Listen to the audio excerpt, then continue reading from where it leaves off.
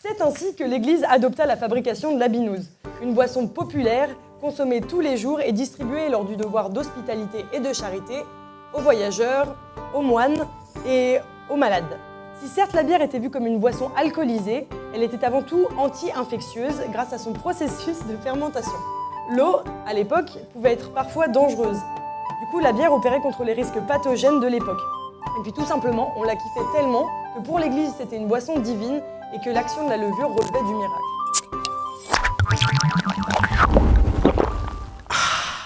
Dans tout l'Occident, les moines se mirent à perfectionner l'art du brassage et à concevoir de nouveaux types de bières.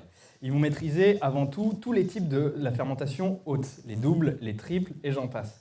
Quand on parle finalement de bière d'abbaye, on va vous expliquer, mais quand on parle de bière d'abbaye, c'est qu'on fait référence à l'histoire. Exactement.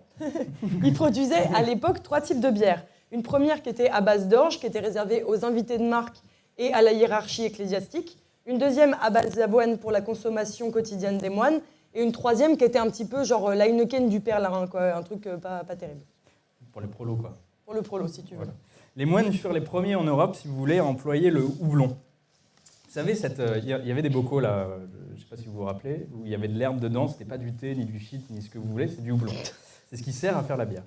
Donc du coup, ils employaient du houblon pour ses propriétés de conservation que pour son amertume, qui était d'ailleurs à l'époque pas toujours appréciée en fait. Mais c'est l'abbesse Hildegarde de Bingen qui en 1179 nota que le houblon arrêtait la putréfaction de la bière et prolongeait sa conservation. Nous pouvons ainsi trouver plusieurs mentions de plantation de houblon dans les registres d'abbayes allemandes au 8e siècle. L'IPA, du coup, ça date pas d'aujourd'hui, puisque l'IPA, c'est ce qui est fort en houblon. C'est là où on rajoute le plus de houblon dans le brassage. Et la Bavière et la Bohême étaient devenus les plus gros producteurs à l'époque de houblon en Europe. Et à un moment, à force d'expérimenter, les moines ont trouvé un truc assez ouf, c'est la fermentation basse. En raison des fortes températures en été, c'était très compliqué de brasser toute l'année. En effet, la fermentation était instable et sur le plan bactériologique, c'était pas terrible. Du coup, en Bavière, les moines ont entreposé des fûts dans des caves plutôt fraîches pendant plusieurs mois. En général, c'était de décembre à mars, afin de modifier l'action des levures. Tout à fait. Et aujourd'hui encore, la bière allemande. Les lagers sont conçus à partir d'une fermentation basse, alors que les bières belges ou anglaises, à l'exception des pils, sont élaborées à partir de fermentation haute. Mais tout ça, normalement, si vous avez suivi un peu ce soir, ce qui s'est passé ce soir, vous devez le savoir. Le Moyen-Âge est donc une époque en fait où moines et femmes vont se disputer le rôle du brasseur, le métier de brasseur. C'est une époque où les techniques de fermentation évoluent et qui va se terminer par l'obligation de rajouter du houblon dans la bière. Voilà, parce qu'avant, la bière était brassée avec 1 milliard de plantes différentes et d'une région à l'autre, elle n'avait pas forcément le même goût.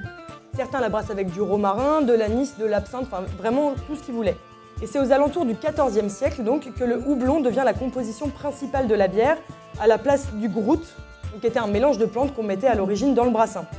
En France, la fabrication de bière est codifiée, réglementée et fiscalisée. Le métier de brasseur est légalisé à Paris en 1489 et le terme bière remplace le terme cervoise. La bière doit être fabriquée uniquement par des maîtres brasseurs et à partir des ingrédients suivants, de l'eau, du grain et du houblon.